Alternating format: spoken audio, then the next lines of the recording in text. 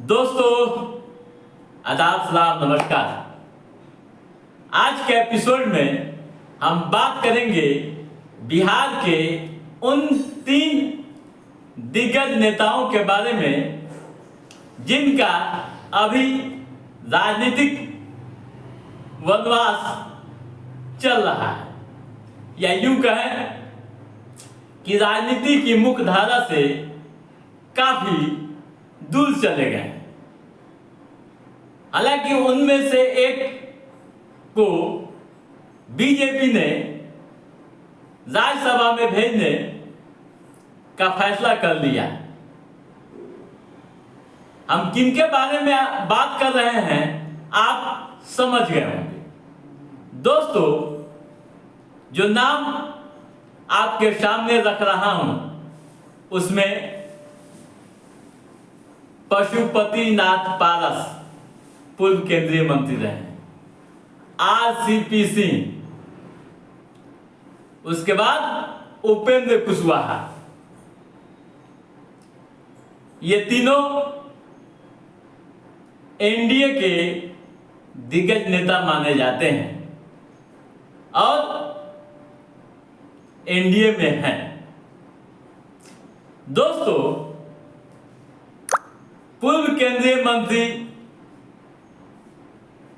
व राष्ट्रीय लोक जनशक्ति पार्टी के नेता पशुपति नाथ पारस, माफ कीजिएगा, पशुपति कुमार पारस हाथ थक कर एनडीए में रहे तो जरूर, लेकिन उन्हें लोकसभा चुनाव में न तो टिकट दिया गया और न ही कोई जिम्मेवारी दी गई।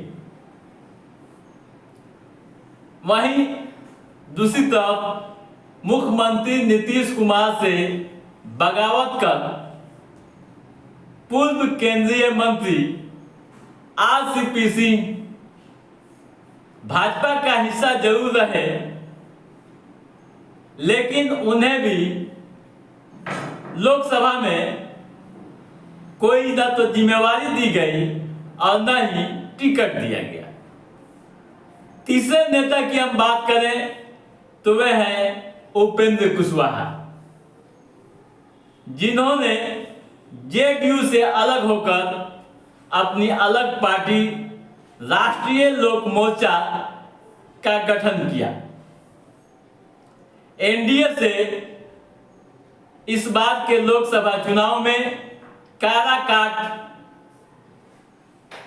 से प्रत्याशी थे, लेकिन चुनाव हार गए पवन सिंह के कारण। और भी कई मसले हैं इनके हारने का, जो एनडीए व बीजेपी के लिए आंतरिक मामला है, उनकी समीक्षा से जुड़ा हुआ है। ये क्यों उपेंद्र कुशवाहा हारे, लेकिन इन तीनों नेताओं में से उपेंद्र कुशवाहा का सितारा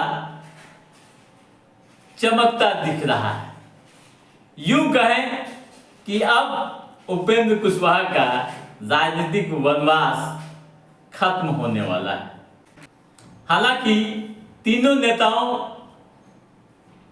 ने एनडीए के प्रति अपनी निष्ठा नहीं छोड़ी। तीनों एनडीए से लगातार जुड़े हुए हैं। अब यह सवाल सियासी गलियारों से लेकर आम व खास के बीच उठ रहा है कि इन्हें, यानी इन 3 नेताओं को इसका सुफल यानी इनाम कब मिलेगा। हालांकि इनमें से एक नेता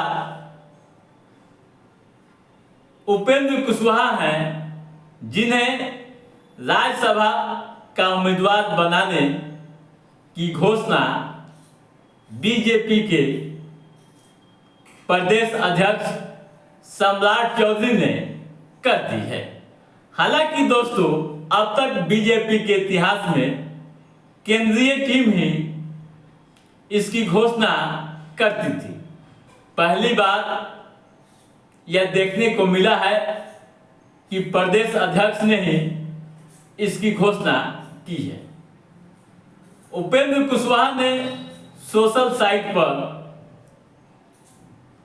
इसकी खुद जानकारी दी है। अपने सोशल मीडिया प्लेटफॉर्म एक्स पर उन्होंने अपनी उम्मीदवारी की जानकारी विस्तार से दी है।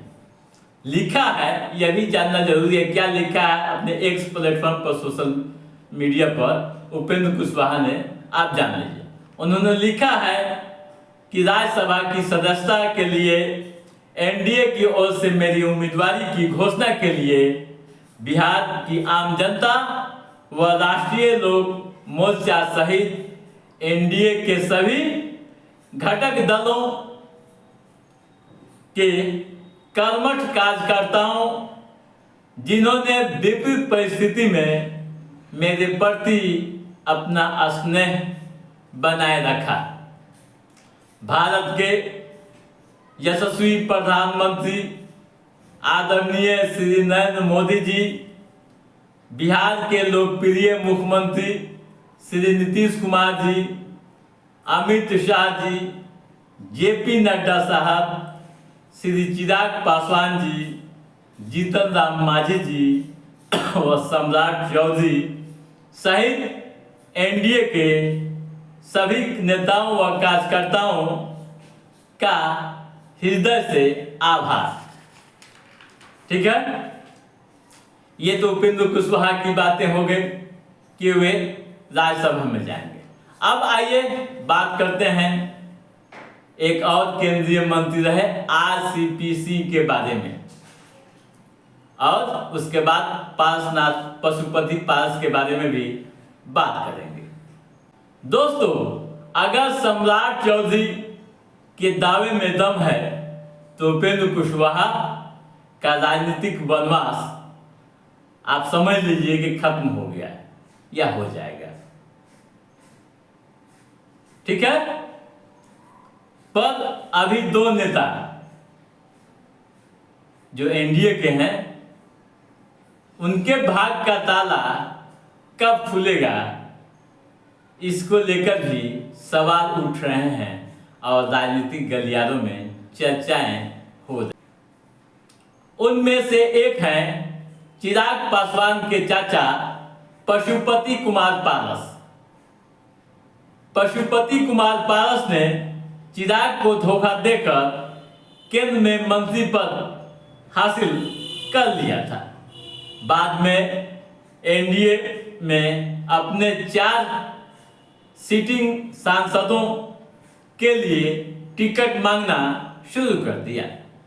एनडीए ने जब उनकी बातें अनसुनी कर दी तो फिर वे इंडिया गठबंधन के लिए भी प्रयास करने लगे थे, हाथ पांव मारने लगे थे, लेकिन जब वहां बात नहीं बनी तो वे थक हार कर एनडीए में ही रहना अपने को बेहतर समझा। चुनाव के दौरान एनडीए ने उन्हें कोई जिम्मेवारी नहीं दी और न ही प्रत्याशी ही कहीं से बनाया। ठीक है, अब आइए बात करते हैं पूर्व केंद्रीय मंत्री आरसीपी सिंह के बारे में। दोस्तों, आरसीपी सिंह के साथ भी वही हुआ जो पशुपति पारस के साथ हुआ। लोकसभा चुनाव में इन्हें किसी ने नहीं पूछा, न तो टिकट दिया गया और न ही उनकी चर्चाएं पार्टी के गलियारों में होती दिख रही है। इन्हें भी अपने पुनर्वास की प्रतीक्षा है, क्योंकि जेडीयू जब 2022 में बीजेपी से अलग हुई थी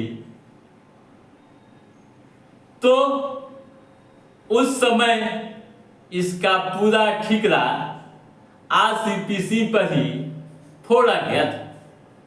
इसके बाद आरसीपीसी का जेडीयू से रिश्ता टूट गया और वे बीजेपी का हिस्सा बनकर रह गए।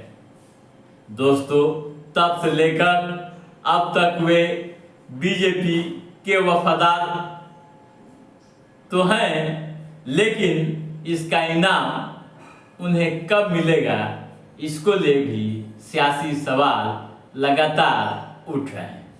तो दोस्तों, आज के इस एपिसोड में बस इतना ही। हमारा ये एपिसोड कैसा लगा आप लाइक और कमेंट करके हमें जरूर बताइएगा। यदि आपने हमारे चैनल को सब्सक्राइब नहीं किया है तो सब्सक्राइब भी कीजिएगा, ताकि पॉलिटिकल गतिविधियों संबंधित जो भी अप टू डेट है उसे हम समय समय पर आपके बीच पहुंचाते रहेंगे। तब तक आप अपने दोस्त को दीजिए इजाजत। नमस्कार।